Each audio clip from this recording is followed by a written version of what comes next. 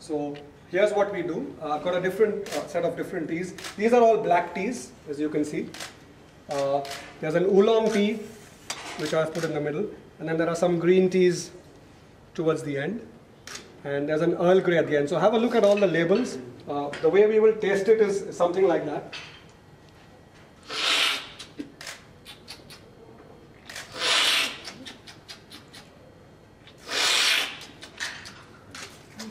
That's what I do.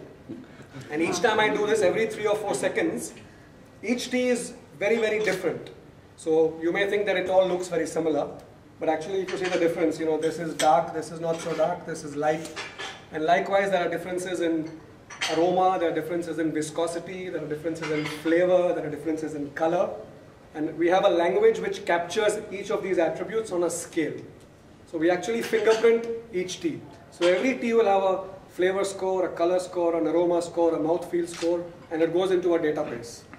So when I want to make a blend which is high on mouthfeel, I know exactly which teas to pick from which countries.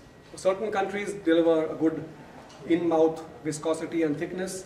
Certain countries deliver color. Certain countries have flavor. And all that knowledge is built into our palate memory. So we develop a palate memory. The more you taste, as I said, the better you get.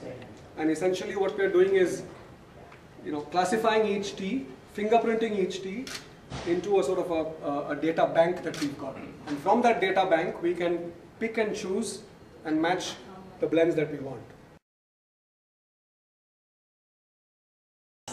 Yeah, I'm Jane Mycroft, and I'm the nutrition manager for tea beverages within Unilever and work within the Lipton Institute of Tea.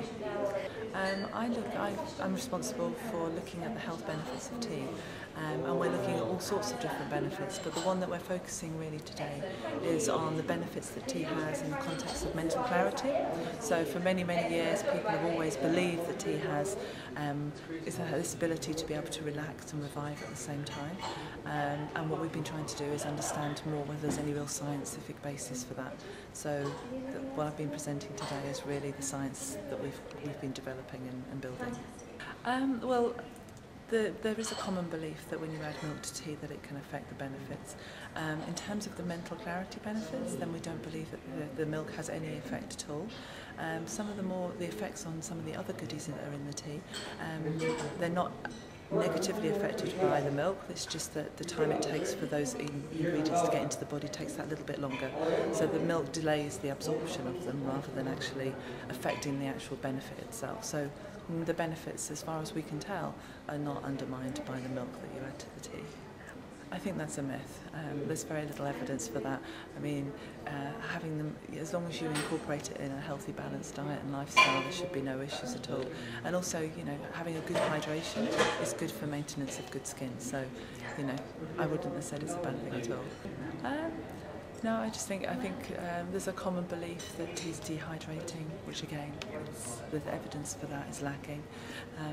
But I think it's a low calorie, you know, great tasting beverage that you can integrate into a healthy diet and lifestyle, and can really help to contribute to sort of well-being through the day. So I think it's a very positive thing to integrate into diet and lifestyle.